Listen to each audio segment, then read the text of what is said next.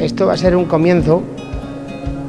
para poner en valor el Santo Grial y además ese camino, ¿no?, que nosotros queremos que se frecuente y que, bueno, una vez señalizado, pues sea también el comienzo de otras cosas, porque es verdad que no nos tenemos que esconder para decir que queremos aprovechar ese itinerario para que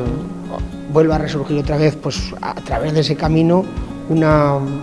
todo un emporio de lo que es el turismo, y que se pueda llevar a cada sitio por donde esté el itinerario. La exposición, en primer lugar, hombre, a mí me parece fantástica, la verdad es que, pero claro, tiene muchísimo más valor porque María ha tenido muy poco tiempo para poder hacer toda esta obra de arte que ha hecho aquí, porque es muy variada y además de mucho trabajo, y yo creo que eso pues, incrementa aún más todo el valor que tiene.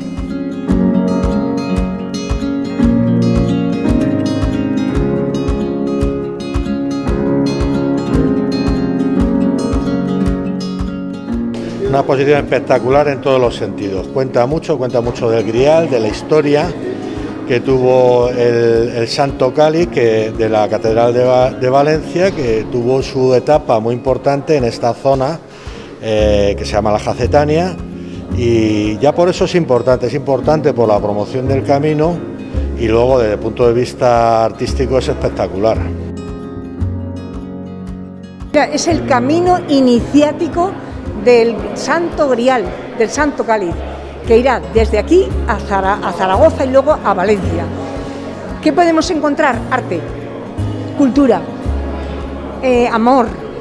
no sé, muchas cosas. Esto lo he expresado yo de una forma plástica, haciendo bocetos, trabajos, investigación para hacer lo que es la parte pictórica, pero luego hay una parte sentimental que es la esencia de un camino iniciático que comienza en Jaca, en los Pirineos, y que va a llevar a llegar a Valencia, el Santo Grial, porque es el camino.